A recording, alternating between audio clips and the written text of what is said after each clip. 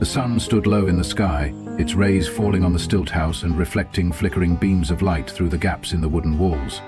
Inside the small house, Tien slept soundly on a wooden plank, his heavy breathing evidence of a long morning of hard work in the fields. His mother lay resting in a corner, paying no attention to the new daughter-in-law, who stirred quietly, her eyes wide open with a calculating glimmer.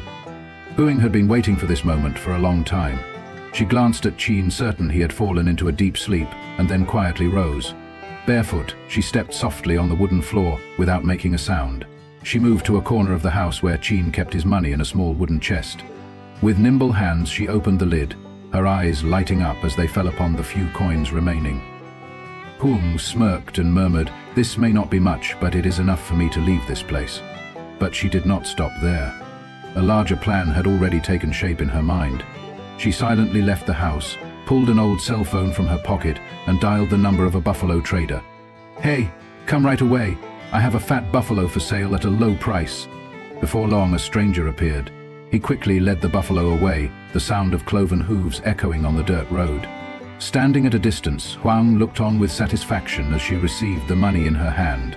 Hurrying back, she gathered a few necessary belongings. There was no longer any benefit in staying here. Tien was nothing more than a brute, his mother bitter and this family impoverished. There was nothing that could keep her tied to this place. Before leaving, Hoai paused for a moment at the door, gazing at the dark house where the foolish continued to sleep soundly, unaware that a storm was about to break.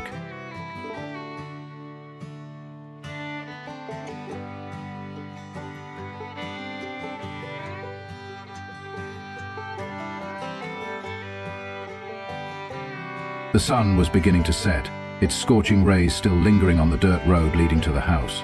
Tu Tien stooped as she carried 2 full water buckets, her bare feet stained with mud as she trudged along with heavy steps. After spending the entire morning working in the fields, she was nearly exhausted. Yet she had only one wish in her heart: to have a moment of rest. But as soon as she stepped onto the front porch, a shrill shout shattered the quiet air. "How dare you come back carrying that load, you miserable woman!" Startled, Tu Tien's shoulders trembled. Her mother-in-law rushed out, her face flushed with anger and her eyes cutting as if she wanted to tear Tu Tien apart. Before Tu Tien could understand what was happening, she saw Xian standing at the doorway, his eyes cold and filled with fury. "Are you denying it? You sold the buffalo for money and then ran away, didn't you?" Qian's voice rang out, each word stabbing into Tu Tien's heart. She stood frozen, her hand clutching tightly onto the water carrier's strap. She could not believe what she had just heard. Why? Why were they saying such things about her? I did nothing." Her voice choked as tears welled in her eyes. But no one listened. Her mother-in-law advanced and snatched the carrier from her hands, throwing it to the ground with force. "How dare you pretend? After all these years, I have put up with you, and you dare to steal?" she yelled. Relentless insults were heaped upon her, every eye in the house fixed on her with disdain, while neighbors whispered and gossiped among themselves. Tu Tien looked around desperately, searching for someone who would believe her. But there was no one at all. She was nothing more than an abandoned woman, without children or any family to support her. She was alone, trampled by those she had once called kin. A cold breeze swept by, carrying the lingering dampness from last night's rain. She felt her heart turn as cold as the wind. "Get out of here now! This house does not accept a woman like you!"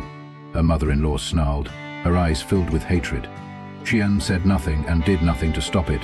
He stood there, looking at her as if she were a stranger, as though their years together had never existed. Tu Tien sank down onto the porch steps, clutching the edge of her worn blouse as tears streamed down her face. She longed to speak, to defend herself, but what could she say when no one was willing to listen? She knew she had lost. Clenching her lips, she hastily packed a few old belongings into a faded cloth bag. She had no other choice. Step by step, she made her way out of the gate, feeling as if her feet were treading on the shattered fragments of her own life. Behind her, the door slammed shut, cutting off her last hope.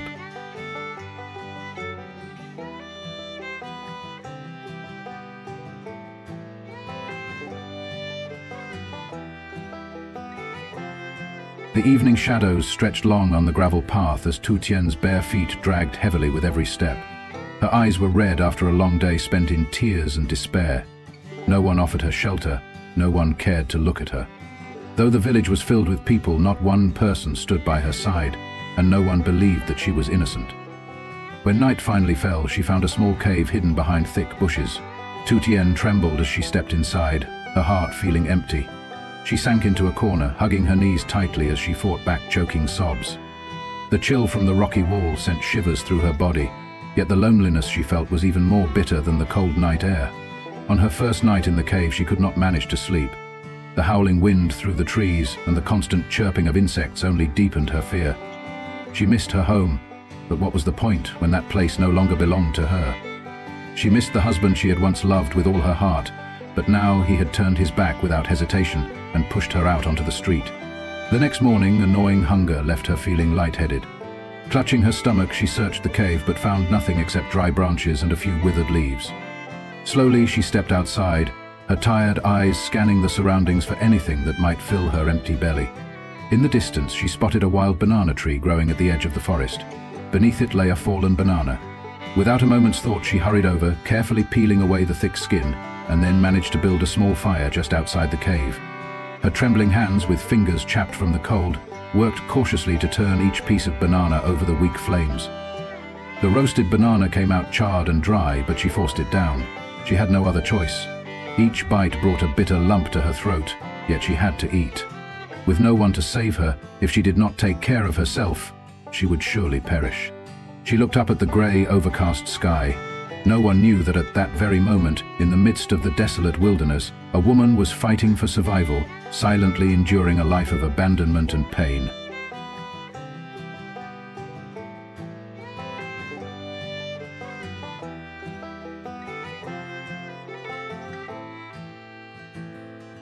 The afternoon wind swept along the empty village road, carrying swirling dust with each hurried step of Tien. He trudged heavily toward the village chief's house, his heart burning with anger. In recent days, the atmosphere at home had grown oppressively gloomy. When he learned the truth that Hoang was the one who had deceived him, stolen money, sold the buffalo and then run away, Tien felt as if he had fallen into an abyss. But what haunted him most was the image of Tu Tien, the wife, who had suffered so much humiliation, being heartlessly cast out by him in a fit of betrayal. "Sir, help me. I must find her." Tien's voice came out hoarse as he faced the village chief, his eyes deep with sleepless torment. The village chief looked at Tien with a mix of reproach and regret. "It is too late now. How can you still have the face to go and find her?" Tien lowered his head, his hands clenched tightly, his heart overflowing with remorse. Yet he could not give up. If he did not search for Tien now, he feared he would lose her forever. After some persuasion, the village chief finally agreed to help. The two set out along a narrow trail leading into the barren mountains, where rumors said a woman was living in a secluded cave. When Tien found Tu Tien, she was curled up in a corner of the cave, her eyes vacant as they stared at the dying embers of a small fire. Her gaunt, pale appearance tightened his heart with pain.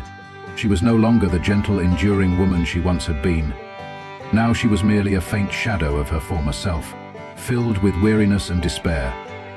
Tien stepped closer, his voice trembling as he said, "Tien, come back to me. I was wrong." Tu Tien lifted her head slightly and looked at him with eyes that seemed foreign.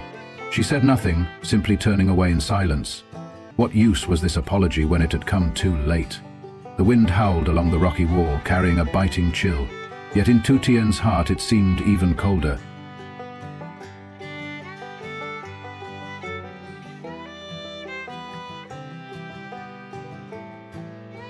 Tu Tien sat quietly at the entrance of the cave, her vacant eyes gazing into the distance. Her hands clutched the worn edge of her old blouse, and her frail body barely fit into the vastness of nature. She knew he would return. And sure enough, he did.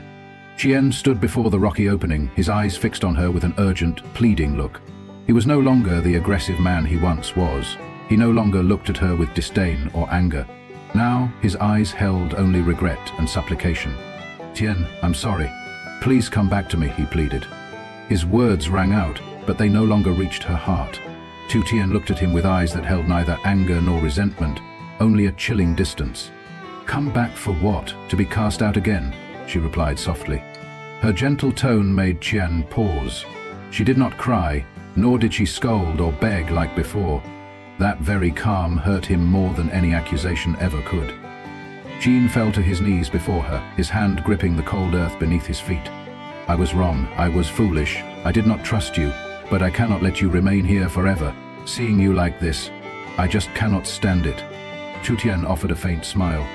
So when you cast me out, did you ever think about how I would survive? She stood up, emaciated yet resolute. She had once pleaded to stay, had been humiliated and pushed away from the place she called home. Back then, he had never looked at her like he did now. Go back, Tien. Don't bother me anymore. Tien remained on his knees, unable to rise. He cried out in anguish, but Tu Tien had already turned away, as if he were nothing more than a stranger. With no other choice, Tien called the police. However, when the authorities arrived, Tu Tien firmly stood by her decision. I am not going back. I can live here as long as no one bothers me. She told them in a calm, decisive tone, without a hint of hesitation. She was no longer the weak woman she once was. After everything was settled, Tien lowered his head and quietly walked away. He knew he had lost. Tu Tien continued to live in the cave, finding her own food and taking care of herself. No one helped her, no one protected her, but at least now she could live without being looked down upon. Yet every night, as the biting cold wind blew, she still felt her heart empty and frighteningly hollow. Vô những lời cay nghiệt như thế, chỉ chờ cơ hội này để trút hết khinh thường lên đầu cô. Cái nhà này cần có cháu đích tôn, chứ không phải cần một người đàn bà vô dụng. Từng lời nói chữ dắt dao cứ sâu vào trái tim tự Tiên.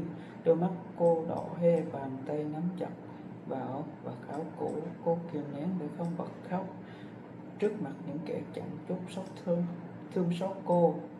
Chiến, người từng đỏ tay gối với cô, người từng hứa hẹn bao điều, giờ đây lại lạnh lùng đứng nhìn không một chút do dự. Cô đã không còn gì trong ánh mắt anh ta. Nỗi đau không còn dừng lại ở những lời miệt thị khi mẹ chồng lớn tiếng đuổi cô ra khỏi nhà. Tự Tiên gần như quỵ xuống. Cô không biết mình đã làm gì sai ngoài việc sinh ra một trong một số phận bất hạnh. Ngày cô về nhà chồng, cô cũng từng e thẹn bước qua bậc cửa này mang theo bao ước mơ về một mái ấm. Nhưng hôm nay cũng chính bậc cửa đó cô phải rời đi trong tủi nhục, trong sự lạnh lùng của người chồng.